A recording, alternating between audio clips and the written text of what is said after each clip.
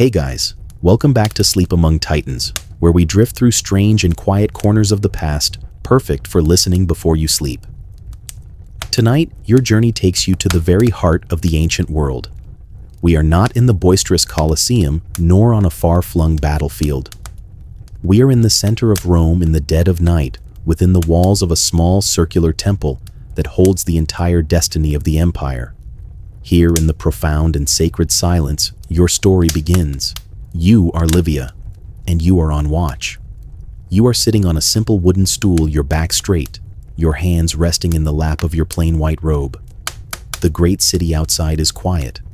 The last of the revelers have stumbled home, the market stalls are empty, and the great houses of the Palatine Hill are dark. But here in the Temple of Vesta, there is no true darkness, and there is no true sleep.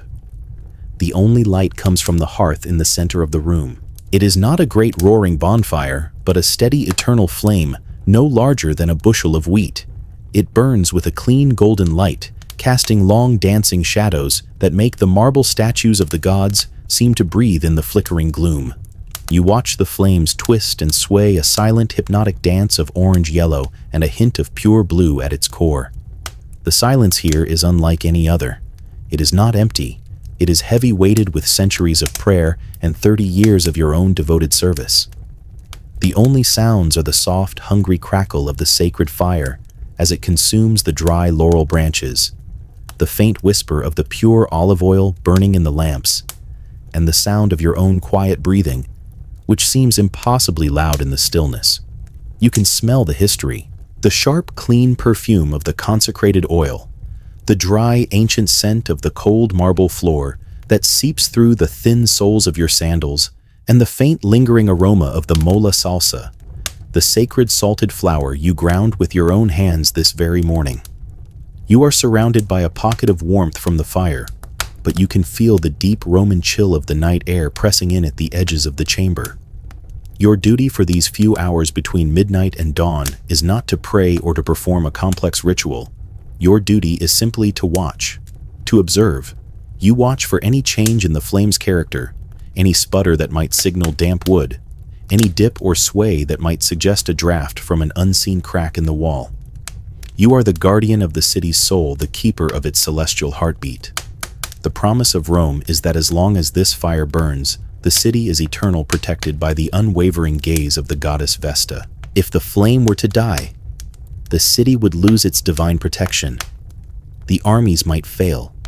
The harvests might wither. The heart of the world would stop beating. Your task is simple. Keep the heart of Rome beating. Ensure the soul of the empire does not die on your watch. There is no pressure, of course. Now let the silence settle around you.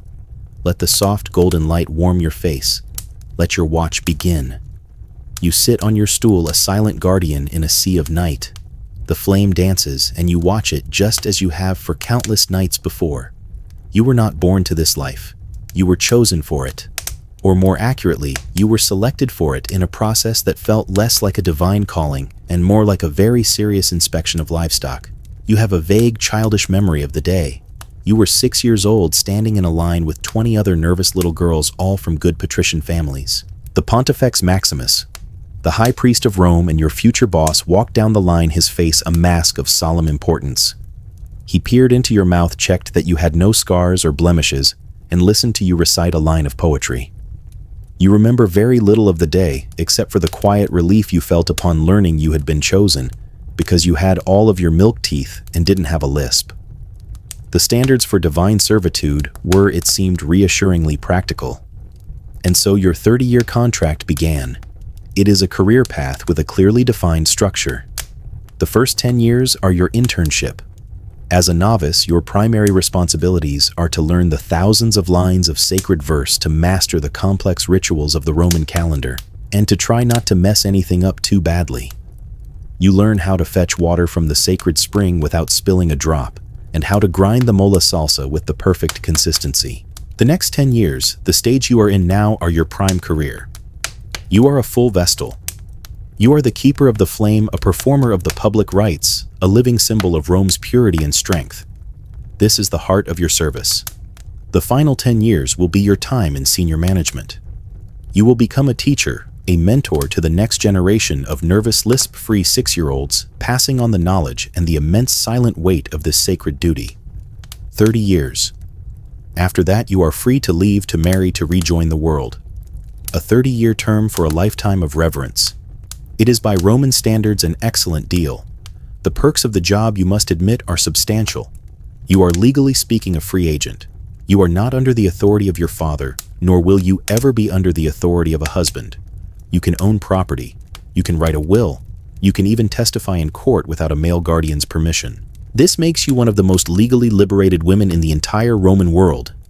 It is a staggering amount of freedom, a freedom you primarily exercise by independently deciding which type of imported olive oil is best for keeping the sacred lamp lit through a drafty night.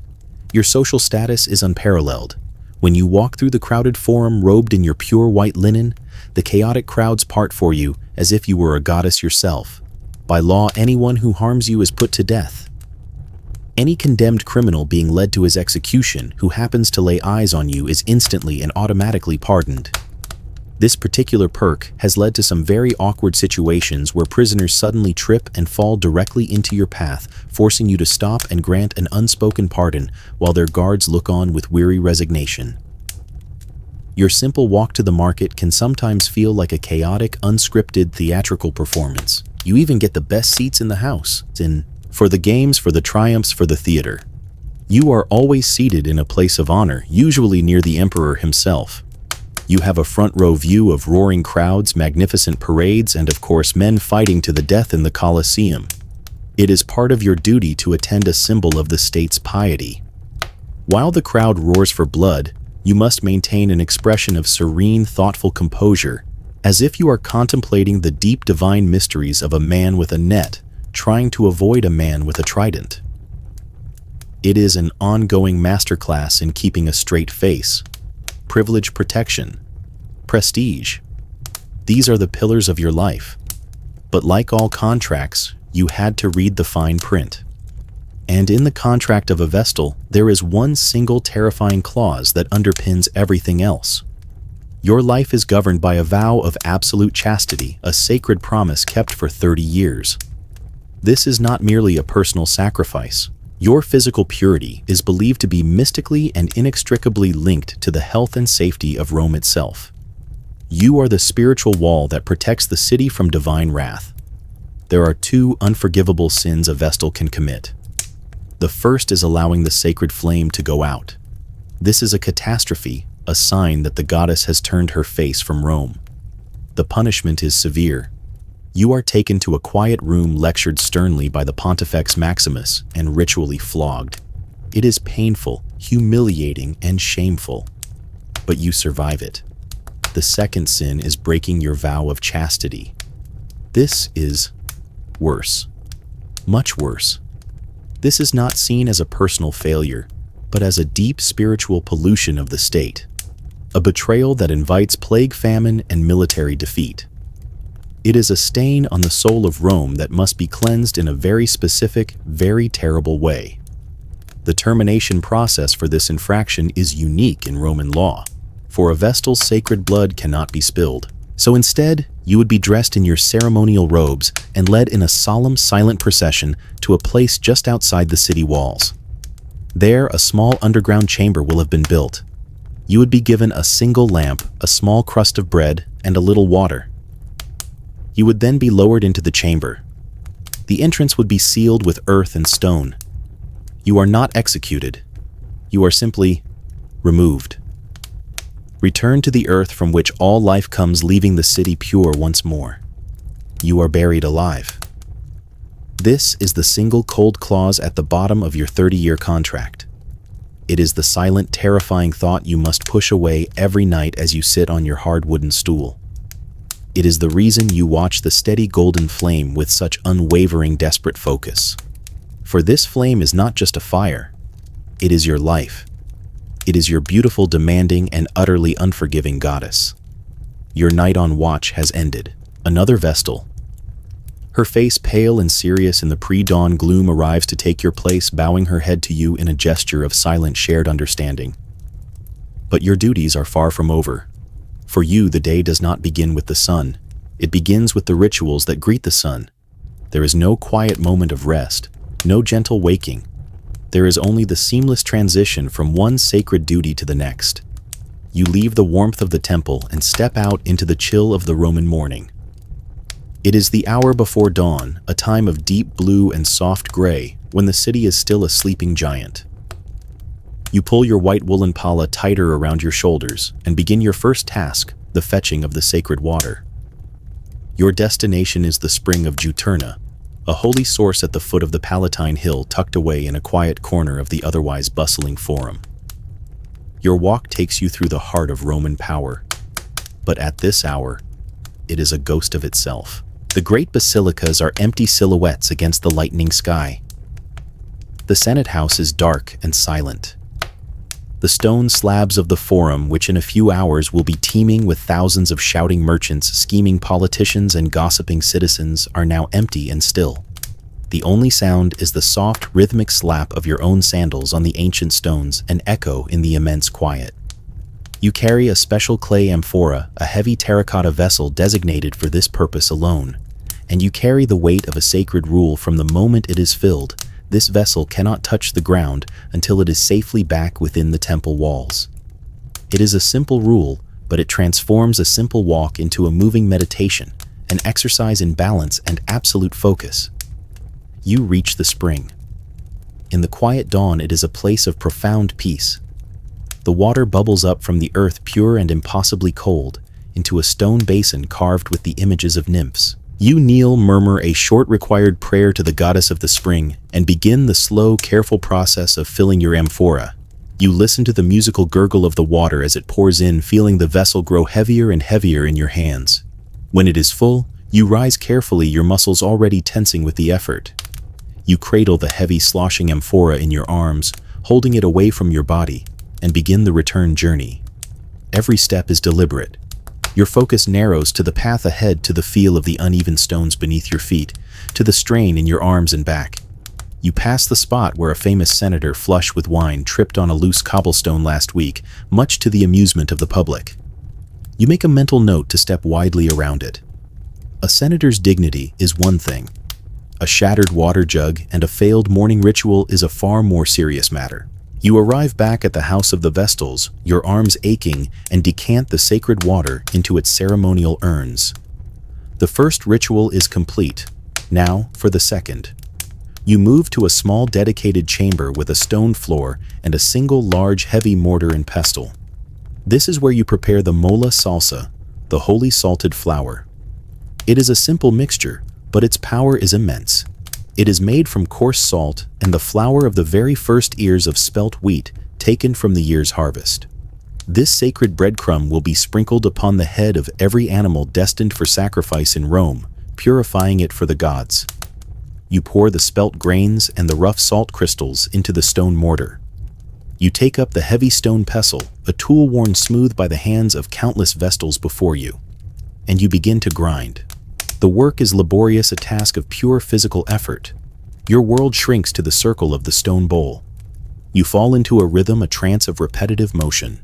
The sound fills the small room, a grating, rhythmic, almost hypnotic crunch and scrape. Scrape, crunch, scrape, crunch. It is the sound of your devotion. It is the sound of your duty. Fine white dust coats your hands and forearms. The muscles in your shoulders and back burn with a dull, familiar ache. You are not thinking of the gods or of Rome or of the flame. You are thinking only of the texture of the flour, of the steady rhythm of your own strength. After what feels like an eternity, the work is done. The coarse grains have been transformed into a fine, sacred powder. You carefully scoop it into a special container, your morning's labor complete. The sun is now fully risen, its warm light streaming through the high windows of the temple. The city outside is beginning to stir, its daily roar slowly building. You stand for a moment in the quiet of the chamber, feeling the dull ache in your arms, the fine dust on your skin. You have brought the water. You have prepared the salt. You have done your small, essential, and utterly exhausting part to keep the world in its proper balance for one more day. Your morning of solitary ritual is over. You have prepared the sacred substances, and now you return to the Atrium Vest, to the House of the Vestals. This is your home. It is a large, beautiful, and stately building with a central courtyard, a colonnaded porch, and gardens filled with fragrant herbs. It is one of the most luxurious residences in Rome. It is also your cage.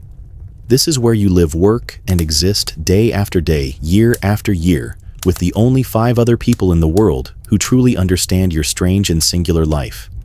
You were all taken from your birth families as children, and here you have formed a new one. It is a sisterhood of 6 bound not by blood, but by the sacred fire, a 30-year vow, and a shared extraordinary fate. Like any family, it is a world of its own, with its own unspoken rules, its own quiet affections, and its own subtle simmering tensions. Your small family is ruled by a matriarch, Gaia, the Vestalis Maxima, the chief Vestal.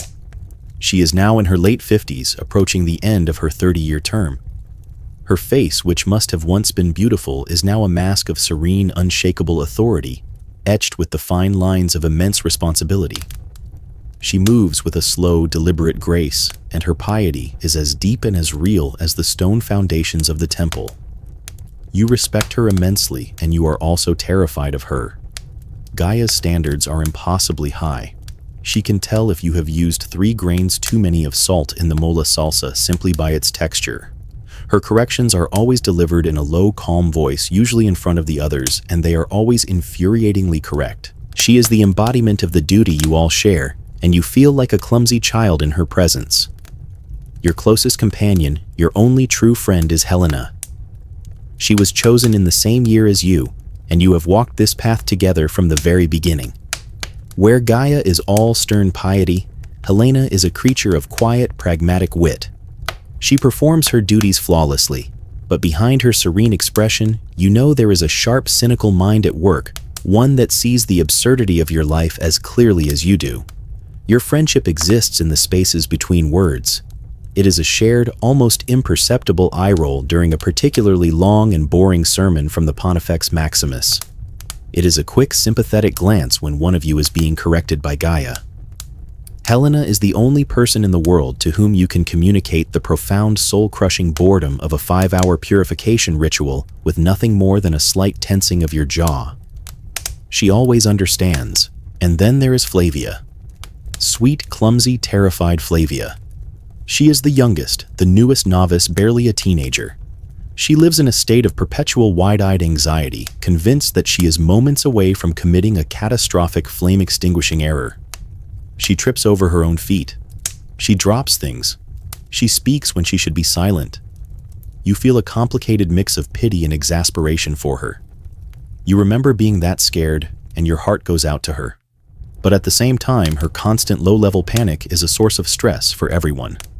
Last week, she tripped while carrying a sacred offering of figs, and the look of pure existential terror on her face as the figs rolled across the pristine marble floor is a sight you will never forget. You and Helena had rushed to help her pick them up, patting her on the shoulder and whispering reassurances, all while Gaia looked on with an expression of such profound silent disappointment, it felt as if the sky itself were about to fall. You see all 3 of them now as you enter the communal dining hall for the simple midday meal. The rule during meals is silence to allow for prayerful contemplation. You take your seat and begin to eat the simple fare of bread, cheese, and olives. The silence is thick and heavy. Suddenly, a sharp clatter echoes through the hall. Everyone looks up. It is Flavia, of course. In her nervousness, she has knocked over her heavy clay goblet of water. The water spreads in a dark, creeping pool across the white stone floor. Flavia freezes her face, instantly draining of all color. Her eyes dart to Gaia at the head of the table. She looks as though she has just committed an unforgivable sacrilege. Gaia does not speak. She does not need to. She slowly places her bread down on her plate. She fixes her gaze upon Flavia, and she just stares. It is a look of calm, weary, and utterly soul-withering disapproval. The silence in the room becomes immense, crushing. Flavia looks like she is about to either burst into tears or simply cease to exist. You catch Helena's eye from across the table. Helena gives you a tiny, almost invisible shake of her head, a gesture that says, "Here we go again. You know you should do nothing. You should let the novice learn her lesson, but you can't bear the weight of Gaia's silent condemnation. You stand up quietly. You fetch a dry cloth from a nearby sideboard. Without a word, you walk over to Flavia's seat, kneel down, and begin to patiently wipe up the spill. You do not look at Flavia. You do not look at Gaia. You simply focus on the task, your movements calm and efficient, a silent act of solidarity. After you have cleaned the last of the water, you return to your seat. Gaia watches you, her expression unreadable. Then she gives a single stiff nod, a gesture of acknowledgement, perhaps even of approval for your quiet handling of the situation. She picks up her bread and resumes eating. The crisis is over. You glance at Flavia, who gives you a look of profound, watery-eyed gratitude. You look at Helena, who gives you the slightest, most subtle of winks. And you realize that even here, in a world governed by gods and eternal flames, the most important and most meaningful events are these small, silent human interactions. They are the tiny, hidden embers that keep your own spirit from growing cold. The years pass. They move with the slow, deliberate, and unchanging rhythm of the rituals you perform. The fetching of the water, the grinding of the salt, the tending of the sacred flame. You are no longer a novice, nor are you a new, uncertain Vestal. You have passed the 15-year mark of your service. You are a seasoned, respected, and senior member of the sisterhood. Your movements assured your knowledge of the rites, second only to Gaia's. You have found a quiet, stable equilibrium in your strange life, a sense of peace in the performance of your duties. And it is then that a new and unsettling complication arrives at the temple gates. It arrives as many things do in Rome, in the form of a gift. It is not unusual for offerings to be brought to the Temple of Vesta. Citizens seeking the goddess's favor often leave gifts of food oil or small trinkets. But this gift is different. It is delivered by a servant in the livery of a major patrician house, and it is not addressed to the goddess. It is addressed discreetly and respectfully to you, to Livia. Gaia summons you. The gift is laid out on a stone table. It is a set of beautiful, intricately carved ivory styluses for writing nestled in a cedar box lined with velvet. It is an object of immense expense, quiet taste, and profound respectability. The card attached to it bears the name of one of the most powerful men in the Senate, Marcus Octavius Cotta. You know of him, of course. Everyone in Rome knows of Senator Cotta.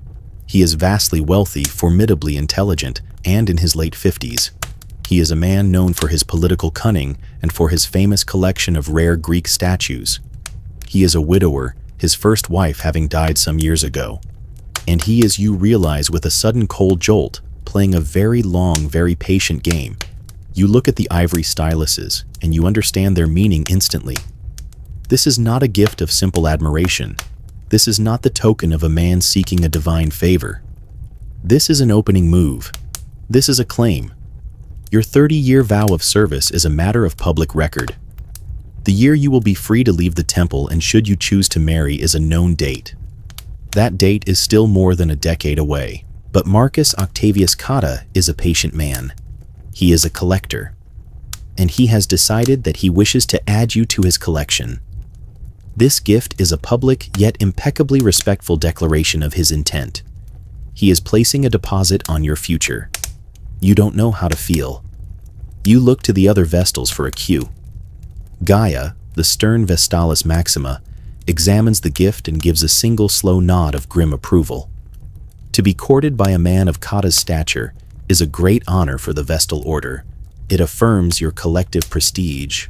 Young Flavia the novice looks at you with wide, starstruck eyes, her head clearly filled with romantic notions of a powerful senator waiting patiently for his sacred bride.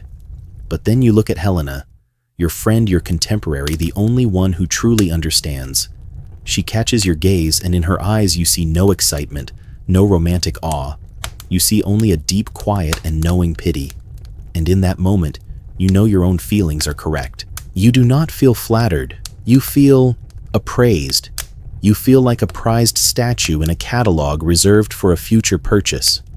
The courtship, if it can be called that, continues with a quiet, relentless patience. Every few months another gift arrives. A bolt of impossibly fine linen from Alexandria. An amphora of rare aged wine from Hispania, which is presented to you before being dutifully passed on to the Pontifex Maximus, as you of course cannot drink it. A set of beautiful amber beads from the cold northern lands of the Germanic tribes. Each gift is expensive. Each gift is tasteful. and each gift is a quiet public reminder that you are spoken for. When your duties take you through the forum and you see the senator, he does not approach you. He does not speak. He simply stops, inclines his head in a gesture of profound respect, and his eyes hold yours for a moment. His gaze is not one of passion.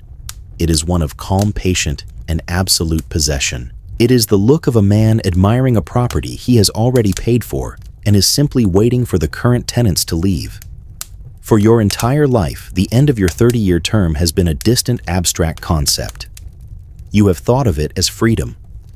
The freedom to leave the temple, the freedom to own a normal home, the freedom to choose a husband or not. It was a hazy, sunlit clearing at the end of a long, dark forest path. But now that abstract idea is being replaced by a very specific, very concrete reality. Your future is no longer a path of your own choosing. It is a destination that has been chosen for you. You see it now. Your freedom will simply be a transition from one gilded cage to another. You will trade the sacred silent service of a goddess for the complex social service of being a powerful man's wife. You will trade your white robes for the fine silks of a Roman matron, just another kind of uniform. You will trade the quiet company of your 5 sisters for the loud, demanding, and political world of high Roman society. A new kind of trap is closing around you, one made not of vows and sacred duties, but of social expectation and patient, powerful men. For the first 15 years of your service, your life was defined by the rules of the goddess. Now it seems the next 15 will be defined by the patient waiting gaze of Marcus Octavius Cotta. That night, you are once again on watch before the sacred flame. You stare into the endlessly dancing heart of the fire, the symbol of your present duty. But now when you look into the shadows that flicker at the edge of the light, you see a new shape there. It is the patient waiting silhouette of the senator. Your life is no longer just about guarding the eternal past of Rome. It has now been claimed by an inescapable future. The patient waiting gaze of Senator Cotta becomes a new quiet feature of your life, another weight to be balanced alongside your sacred duties. But as the heat of summer intensifies, all personal anxieties are overshadowed by the approach of your most important and most stressful time of year, the Vestalia, the great festival in honor of your goddess. For 1 week in June, the entire city of Rome turns its attention to your small temple, to the eternal flame, and to you. The week leading up to the festival is a period of intense, meticulous preparation. The usual deep monastic silence of the house of the Vestals is replaced by a low hum of focused activity. Every sacred vessel must be polished until it gleams like the sun. Every corner of the temple must be swept and washed with purified water. You and your sisters spend hours weaving fresh garlands from violets and laurel leaves, their sharp green scent filling the air. The mood among your small sisterhood is a familiar mixture of solemn pride and barely concealed dread. Gaia the Vestalis. Maxima is even more exacting than usual, her sharp eyes spotting a single stray petal or a thumbprint on a silver plate from across the courtyard. Helena, your friend, catches your eye as you scrub a section of marble floor for the 3rd time. She gives you a look that says everything. The most wonderful time of the year is upon us. Even young Flavia seems to have absorbed the ambient tension, her usual clumsiness now tinged with a near-paralyzing fear of making a mistake in front of the entire Roman populace. Then on the morning of June 7th, the preparations are complete. The great bronze doors of the inner sanctum, a space normally sealed to all but you, are swung open. The Vestalia has begun. For the next 7 days, the temple is open to the married women of Rome who are permitted to enter and make offerings to the goddess. They must come barefoot, a sign of humility and respect. From your position inside the temple, you watch them arrive. A long, orderly queue of women stretches from your doors far out into the forum. They are a cross-section of the entire city. You see wealthy patrician matrons, their simple linen robes unable to conceal an air of bored entitlement, standing next to the humble wives of merchants and craftsmen, their faces etched with genuine heartfelt piety. You and your sisters stand as silent, sacred hosts. You do not speak. You simply exist, a living embodiment of the goddess they have come to honor. But you watch. You observe. It is an invasion of your senses. After months of smelling only clean stone and sacred incense, your nose is flooded with the scents of the city. The 1,000 different perfumes, hair oils, and the simple, honest smell of sweat and humanity clinging to the visitor's clothes. After months of hearing only the crackle of the flame and the soft whisper of your sisters' voices, your ears are filled with the shuffle of hundreds of bare feet on marble, the rustle of their robes, the sound of their whispered prayers, and the occasional sob of a woman overcome with emotion. You watch them as they approach the sacred hearth. They pray for the things you can never have. They pray for healthy children, for faithful husbands, for a prosperous and well-run household. They pray to Vesta, the goddess of the hearth and home, and you, her sworn servant, have neither. You feel a strange, detached irony as you watch them. They are praying for the cage that you have escaped while you live in the cage that they revere. You see the small, silent dramas of the city play out in the queue. You see the wife of Senator Cotta's greatest political rival pointedly turn her back when she sees you, a small, petty slight. You see two women, clearly old friends, embrace warmly. You see a mother gently explaining the meaning of the eternal flame to her young daughter, whose eyes are wide with wonder. You are the silent witness to it all. The peak of the public festival arrives on June 9th. This is the day of the bakers and the millers for the grain mill, like the hearth is under Vesta's divine protection. While you remain within the temple, the sounds of the celebration are unmistakable. It is a loud, joyous, and slightly vulgar affair. The millers parade their donkeys, the animals that turn the heavy grindstones through the streets. The donkeys' heads are adorned with festive garlands of flowers and strings of bread loaves. The bakers, their faces and arms white with flour, sing bawdy songs and hand out free cakes to the cheering crowds. The entire city gives itself over to a celebration of breadwork and the simple earthly things your goddess protects. From the quiet, holy stillness of your temple, you can hear the distant roar of their joy. You are the sacred center of this great citywide party, and yet you are completely removed from it. You are the calm, silent eye of a hurricane of celebration. Finally, on the evening of the 15th of June, the last visitor departs. The great bronze doors swing shut, the heavy bolt sliding home with a sound of deep finality. The festival is over. An immense, profound silence descends upon your world once more. The six of you begin the final, most important ritual, the purification. You spend the night meticulously cleaning the temple, scrubbing away every footprint, every stray scent, every last trace of the outside world. You are reclaiming your space, washing away the chaos of humanity, and restoring the pristine, sacred silence. As you work, a deep exhaustion settles into your bones. Your nerves are frayed from a week of constant scrutiny. But there is also a deep sense of relief.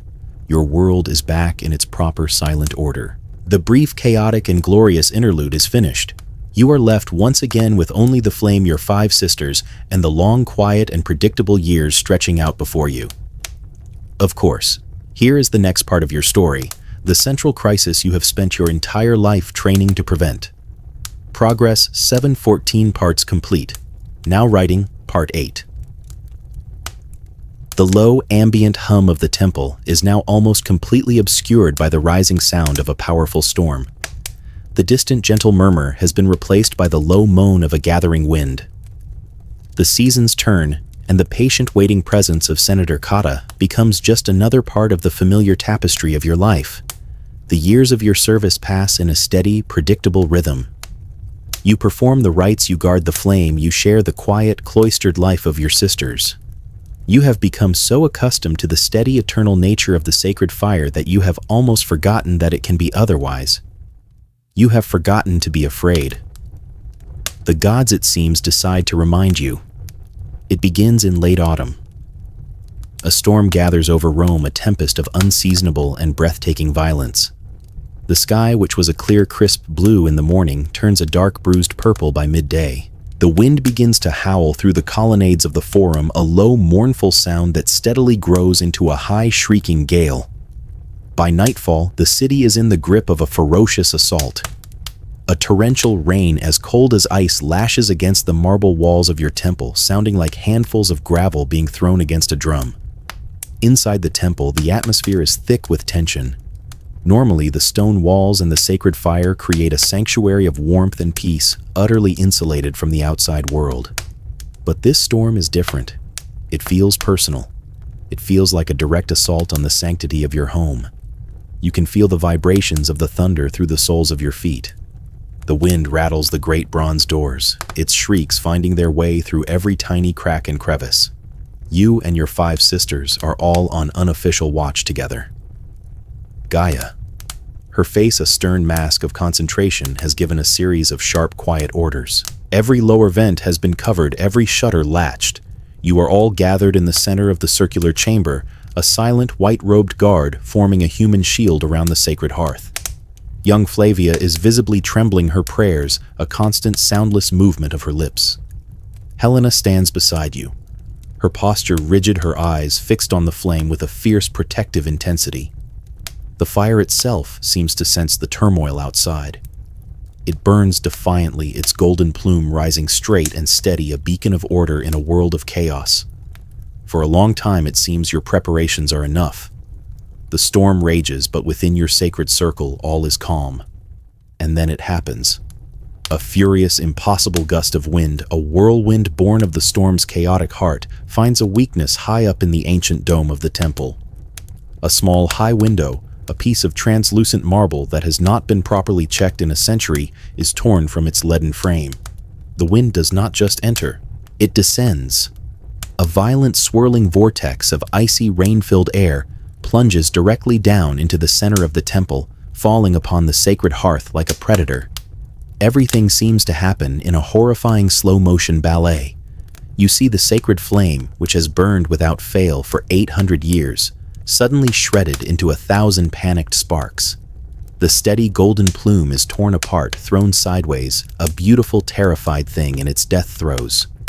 The warmth in the room vanishes, replaced by a sudden, shocking, lung-seizing cold. The fire collapses in on itself.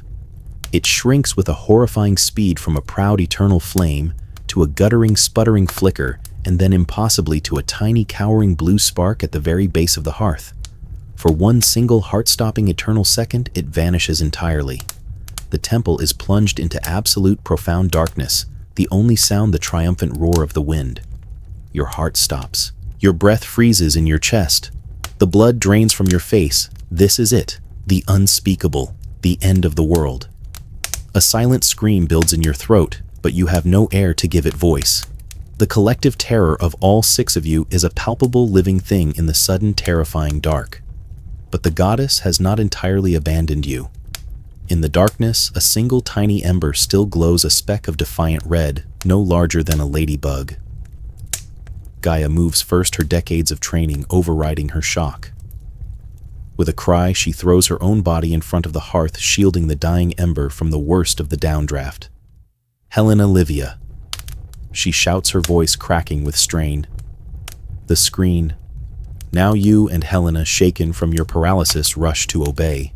You grab a heavy ceremonial fire screen of woven bronze and wrestle it into place, creating a more solid barrier against the wind. The other Vestals huddle together, their bodies forming another layer of protection, their whispered prayers now frantic and desperate.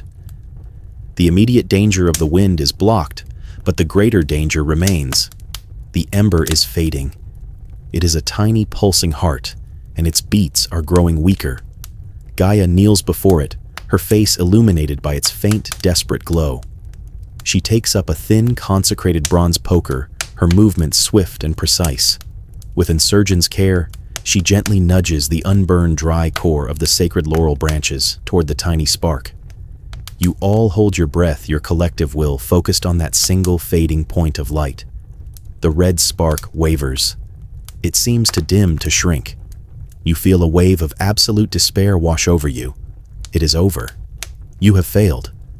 And then it catches. A tiny wisp of orange smoke rises, followed by a flicker of yellow. The spark has found purchase on a dry edge of wood. A small, tentative flame, no bigger than your thumb, blossoms into life. It is fragile, delicate, and the most beautiful thing you have ever seen. You all watch breathless as Gaia gently nurtures it, coaxing it, feeding it tiny slivers of dry wood. Slowly, painstakingly, the flame reestablishes itself. It grows from the size of a thumb to the size of a hand, and finally, with a soft whoosh, it rises once more into its full, steady, eternal glow. The golden light fills the chamber again, pushing back the darkness. The immediate crisis has passed. The flame is safe. The five of you slump to the floor, your bodies trembling with adrenaline and raw shaking relief.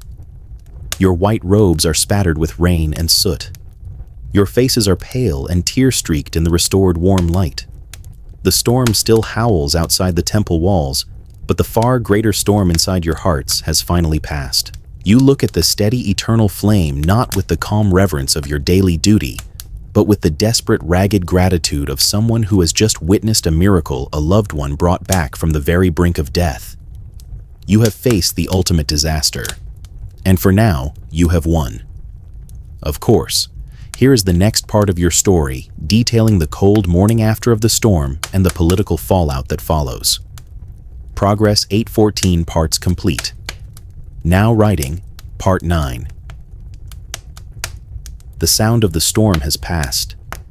A profound, almost unnatural silence has taken its place. The only sound is the low, steady crackle of the sacred flame. The storm breaks with the dawn. The wind dies down, and the lashing rain softens to a gentle drizzle before stopping entirely. A weak, watery sunlight filters through the high, broken window, illuminating a scene of quiet devastation. The marble floor is slick with water and stained with soot. The air is cold and smells of damp earth and fear. But the flame, the sacred heart of Rome, burns steadily. It is a warm, golden, triumphant beacon in the cold, gray morning. The immense relief you felt in the moment of its revival has evaporated, replaced by a cold, shared dread. You and your five sisters are exhausted, your bodies aching, your minds frayed. But you cannot rest. You know with a certainty that settles like a stone in your gut that the danger has not passed. An event of this magnitude, a near extinction of the eternal fire, cannot happen without consequence. The gods may have tested you, but the men of Rome will demand an explanation. And an explanation in this city is almost always accompanied by blame. You look at your sisters. Gaia, the Vestalis Maxima, is already directing the cleanup. Her voice sharp and brittle, her movements stiff with a sleepless, anxious energy. Her face is a mask of stern control, but you can see the deep exhaustion in her eyes. Helena works beside you, her movements efficient but heavy. She meets your gaze for a fraction of a second, and her look says everything. Now the real storm begins. And then there is Flavia. Poor, terrified Flavia. She moves through the chamber like a ghost, her face as white as her robes. She is trying to help, but her hands tremble so badly she can barely hold a cloth. She is clearly already drowning in a sea of self-recrimination, convinced that she, through some unknown personal failing, is responsible for the night's terror. You know what is coming. You all do, and you do not have to wait long. Just after midday, the Pontifex Maximus arrives. He is the high priest of Rome, the ultimate authority over your order and your most powerful earthly master. He does not come alone. He is flanked by two other senior priests and a handful of solemn, grim-faced officials. They enter the temple not with reverence, but with the cold, methodical air of investigators arriving at the scene of a crime. The Pontifex Maximus, a man named Metellus, is a politician in priest's robes.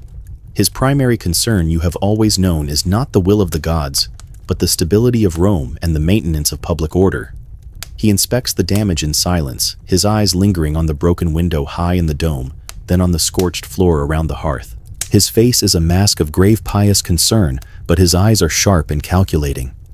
He questions each of you one by one, beginning with Gaia. His voice is not loud. It is calm, quiet, and deeply unsettling. He is not looking for reassurance. He is looking for a weakness, a crack in the story. When it is your turn to speak, you stand before him, your hands clasped, your gaze respectfully lowered. You narrate the events of the night simply and factually. You speak of the unprecedented violence of the storm, the freak downdraft of wind, the collective desperate effort to shield and revive the flame.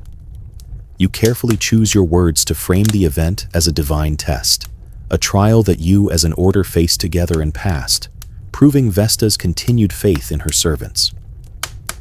Metellus listens patiently, his head tilted slightly, his expression unreadable.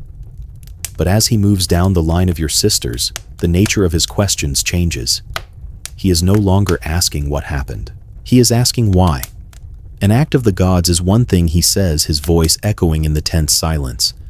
But the gods often use human carelessness as their instrument. A latch left unfastened. A duty poorly performed. The goddess was clearly angered. We must ask ourselves, what was the source of her anger? His cold, intelligent gaze sweeps across the six of you, and it finally settles on the weakest link in your chain. It settles on Flavia.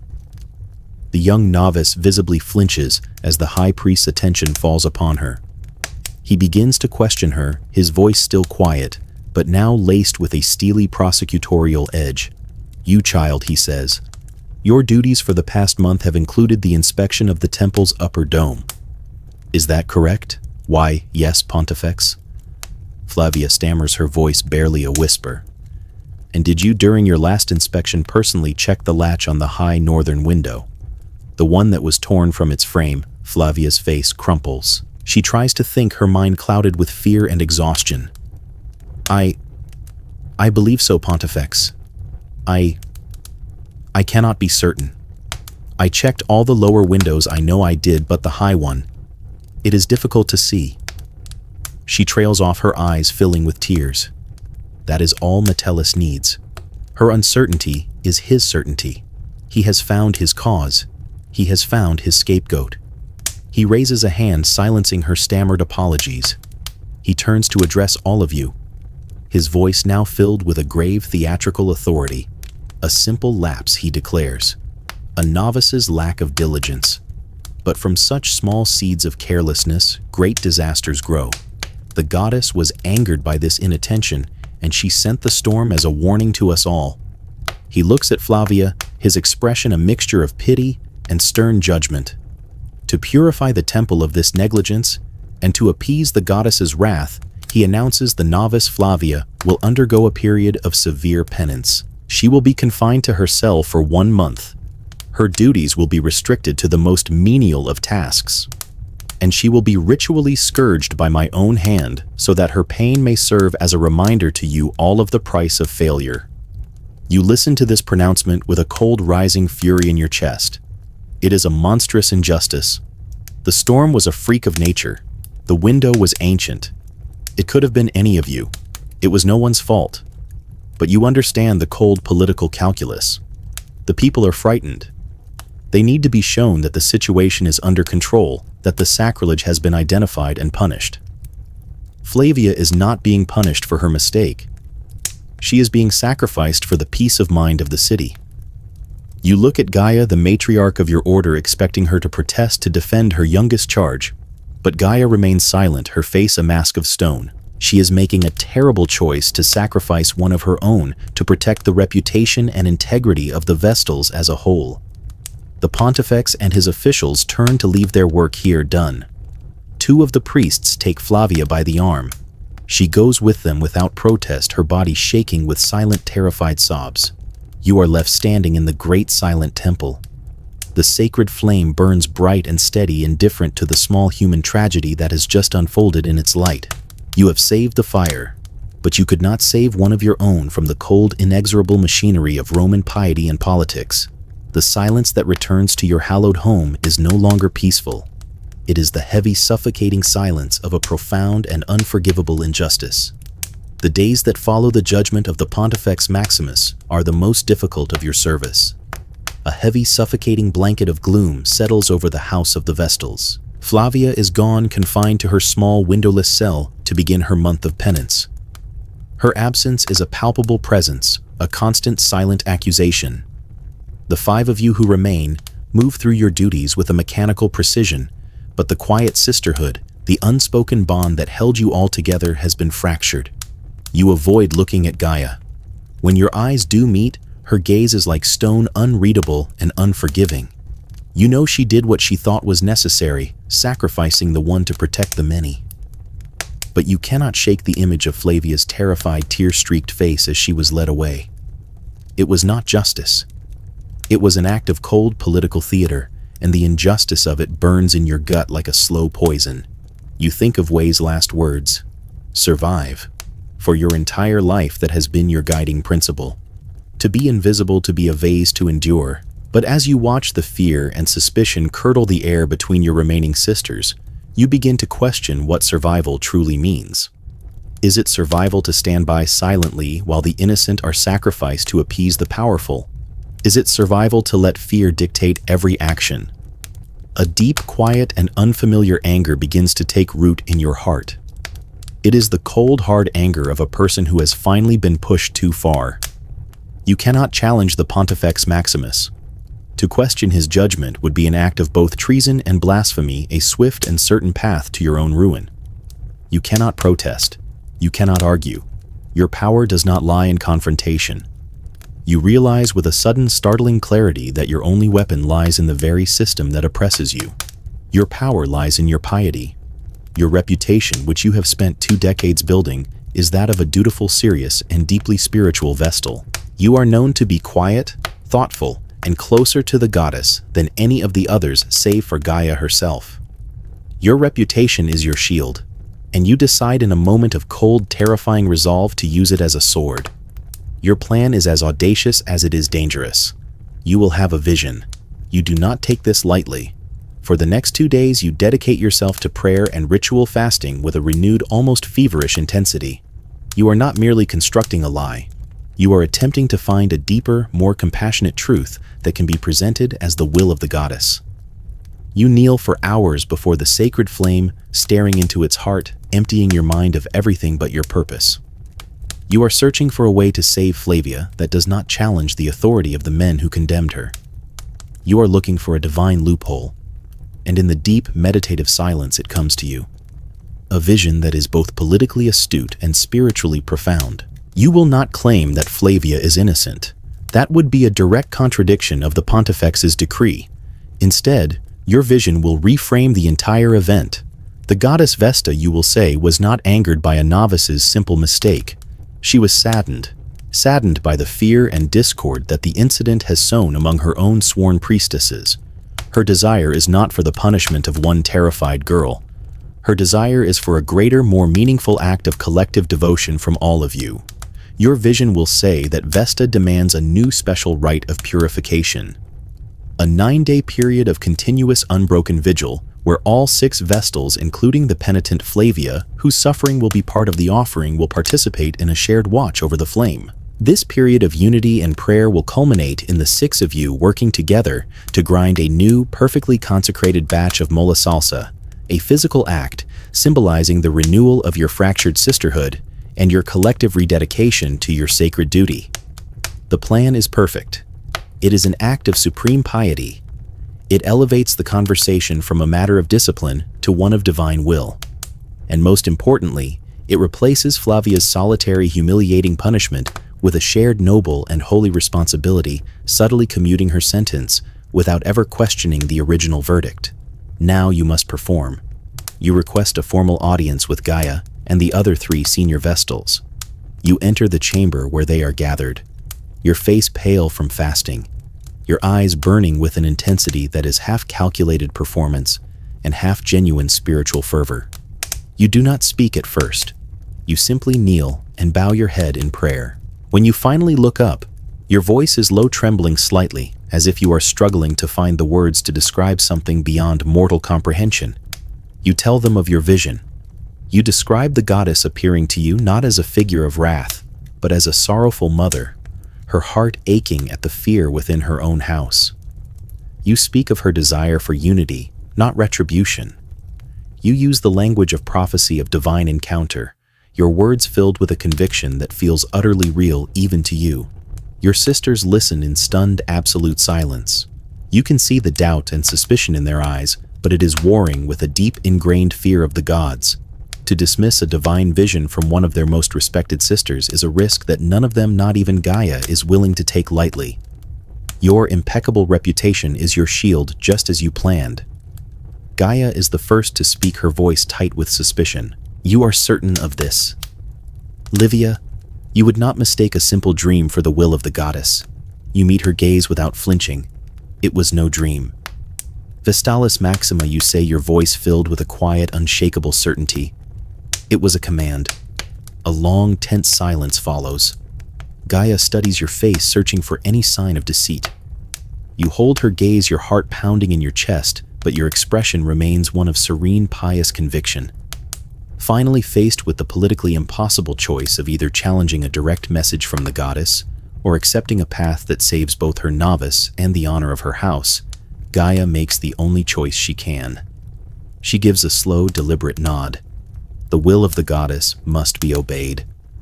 She declares, her voice heavy with the weight of the decision.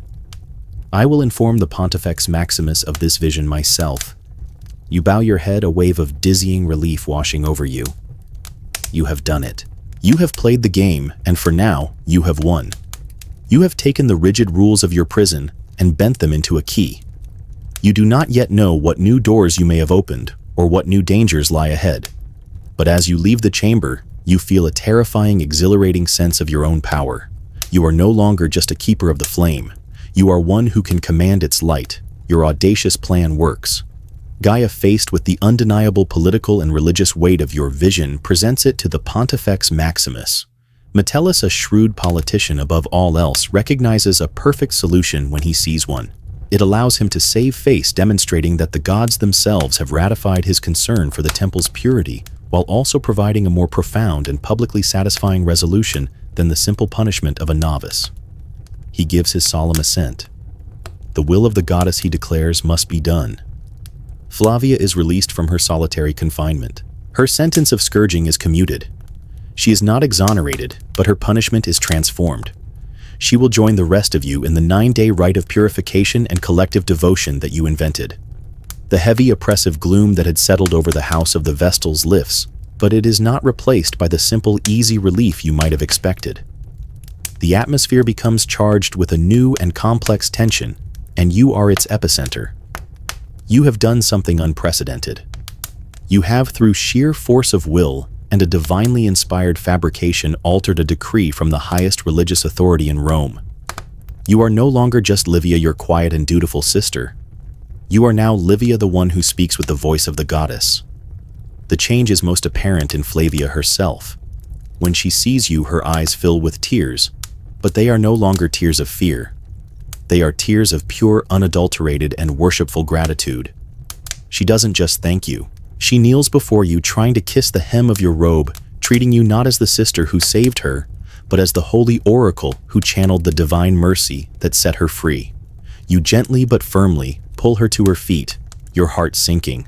Her gratitude is so intense, so absolute, that it is a wall between you. You have saved her, but in doing so, you have lost her. She is no longer your clumsy, anxious peer. She is your first unintentional and deeply devoted follower. The 9-day vigil begins. It is an exhausting, immersive, and deeply strange experience, as you are essentially directing a sacred ritual of your own creation. The 6 of you maintain a continuous, unbroken watch over the flame, sleeping in short shifts on cots brought into the temple itself. Outwardly, you are a perfect model of piety, your face serene, your voice low and steady as you lead the prayers. Inwardly, you are walking on a knife's edge of terror, terrified that your holy deception will be exposed. Every prayer feels like a lie. Every moment of solemnity feels like a performance.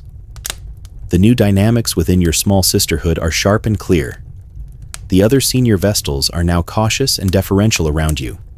They ask for your opinion on the proper arrangement of offerings. They watch you as you pray, as if trying to discern the secrets of communicating with the divine. They are no longer just your colleagues.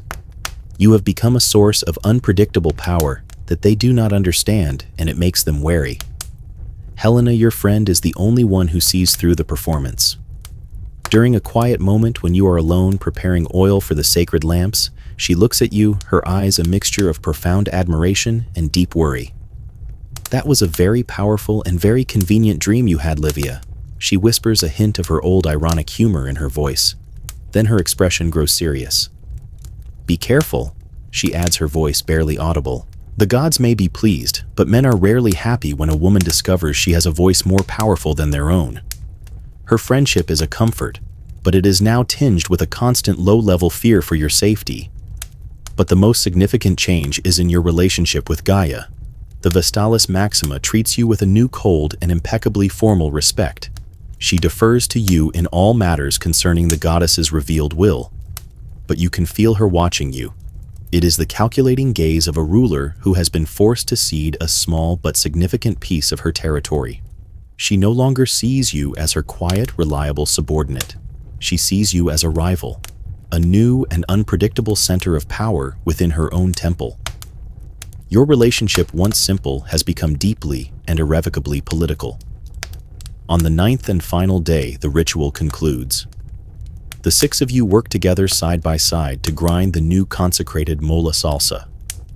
The temple's sanctity is officially restored. Flavia is safe. You have succeeded beyond your wildest imaginings.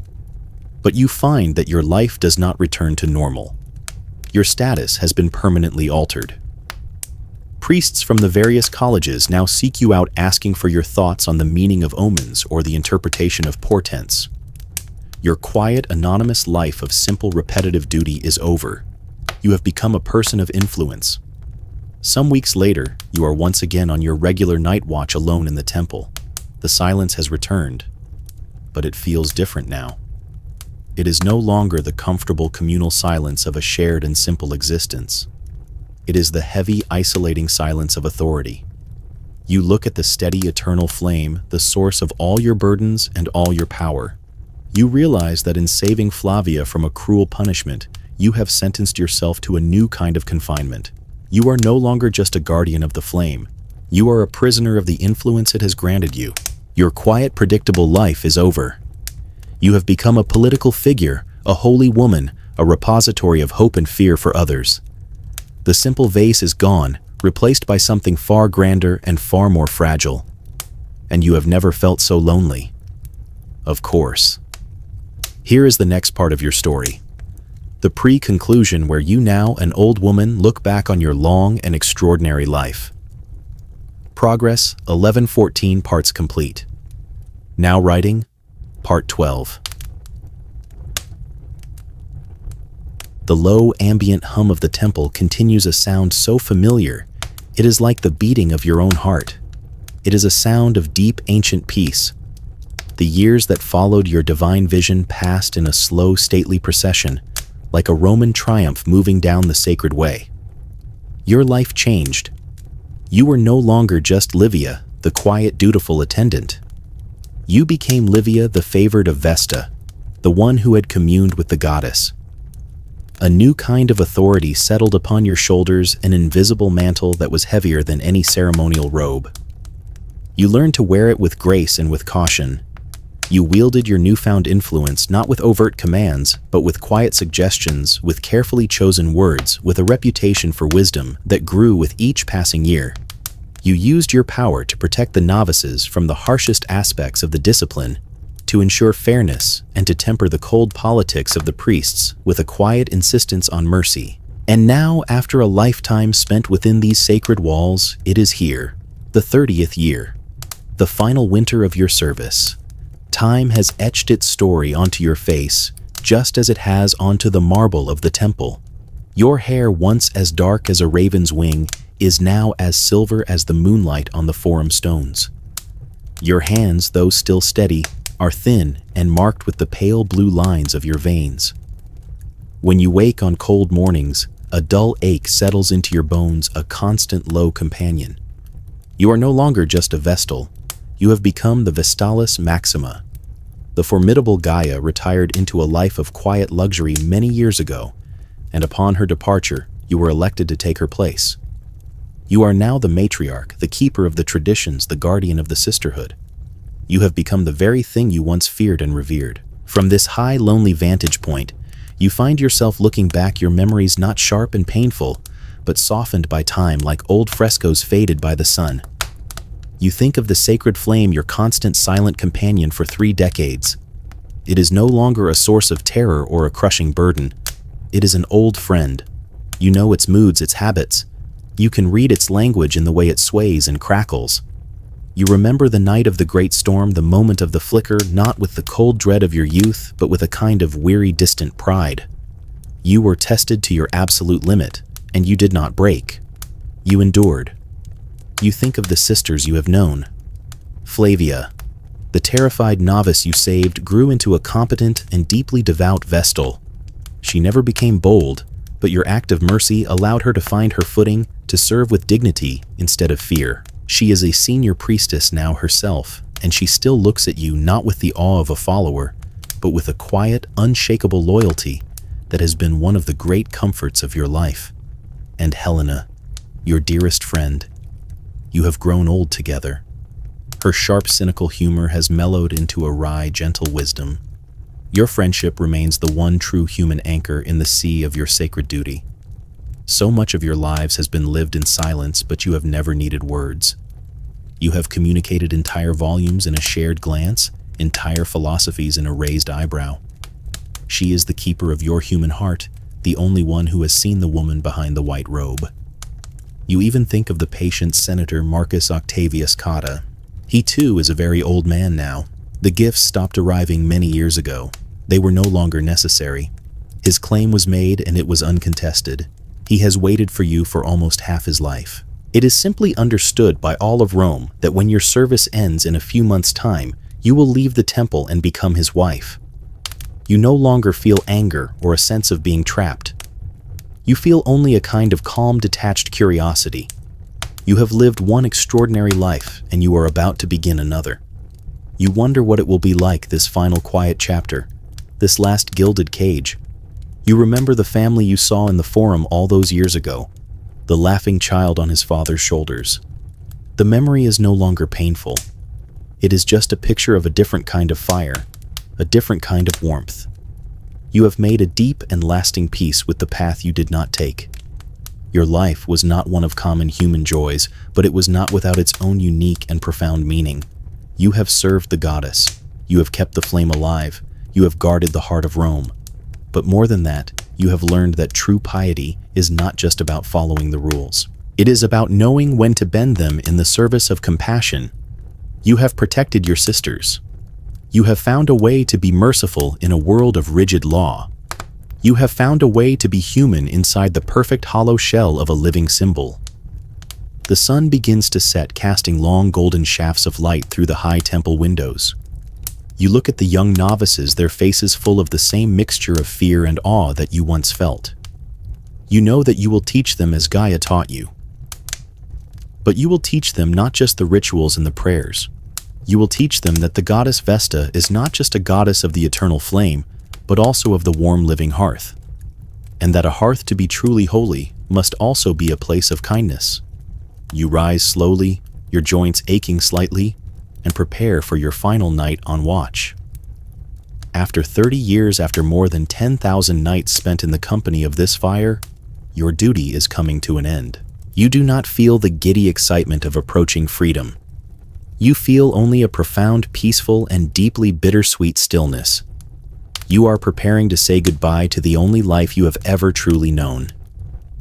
The 30th year of your service unfolds like the final, most beautiful chapter of a long and sacred text. Your life, once defined by the sharp anxieties of a novice and the complex burdens of authority, now settles into a state of deep quiet and reflective peace. The knowledge that your watch is ending changes your perception of everything. The daily rituals are no longer chores. They are cherished, familiar movements, a slow and graceful dance you have perfected over a lifetime. The cold marble floors no longer feel like a hardship. They feel like the cool, steady foundation of your entire world. Tonight is your final vigil. After more than 10,000 nights spent in the company of this sacred fire, this will be your last. You sit on the simple wooden stool, but you are not just a guardian tonight. You are a communicant saying your last goodbyes. You look at the flame, your old friend. It dances and sways its golden light, washing over you like a warm blessing. For 30 years, it has been the center of your universe. It has been your burden, your responsibility, your tyrant, and your god. You have feared it, you have served it, you have protected it with your own body. And now you feel only a deep, quiet, and abiding love for it. It is the steady, eternal heartbeat of Rome, a heart you have kept beating with your own life.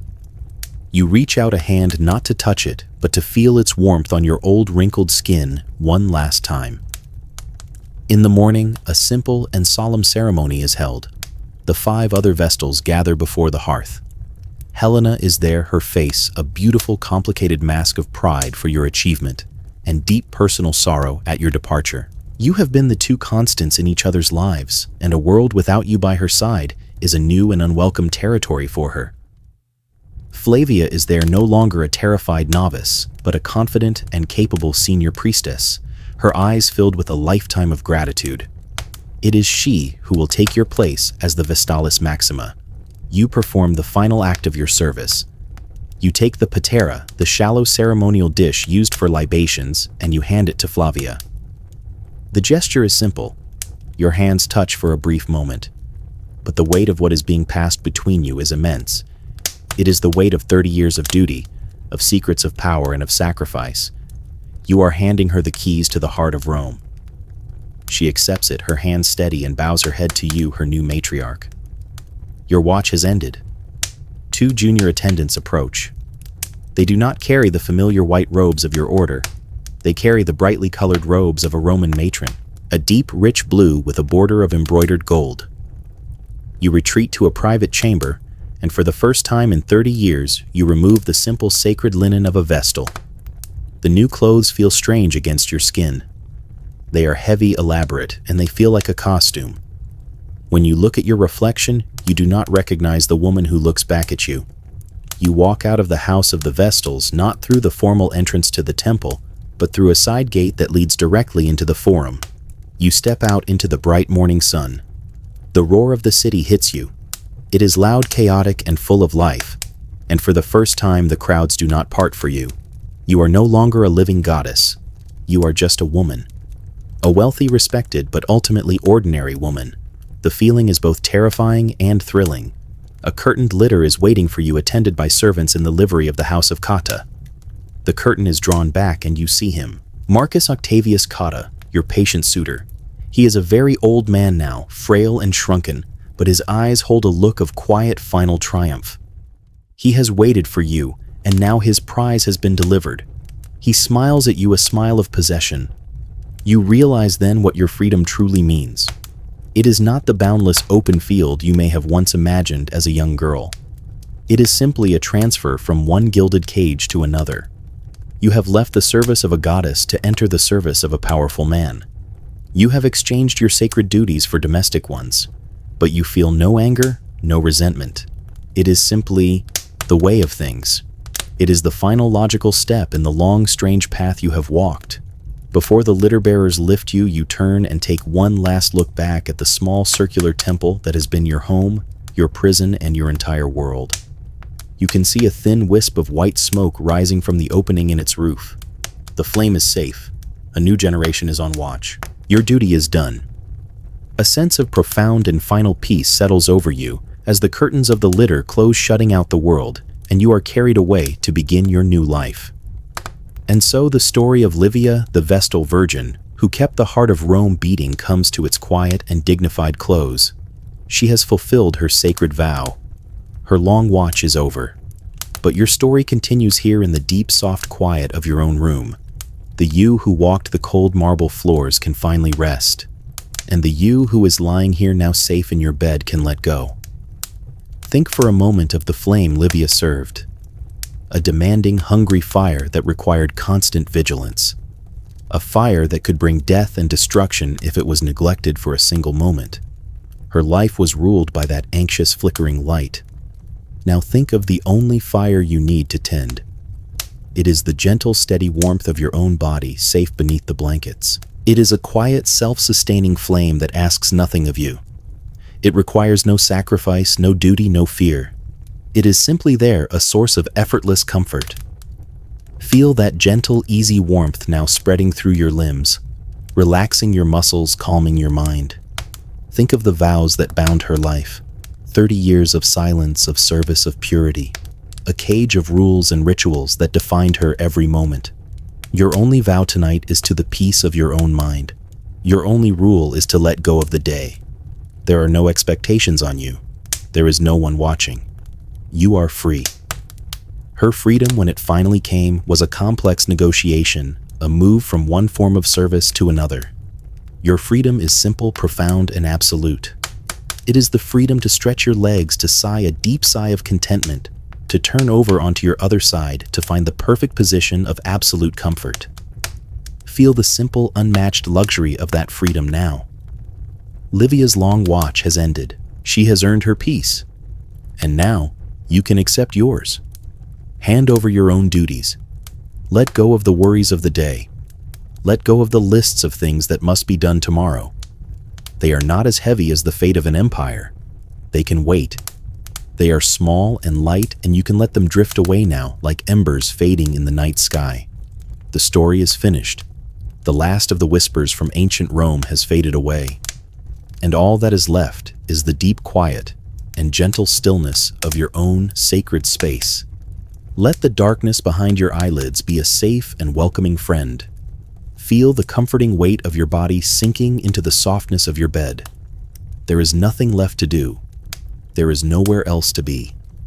Her watch is over, and now so is yours. Drift now. Sleep now.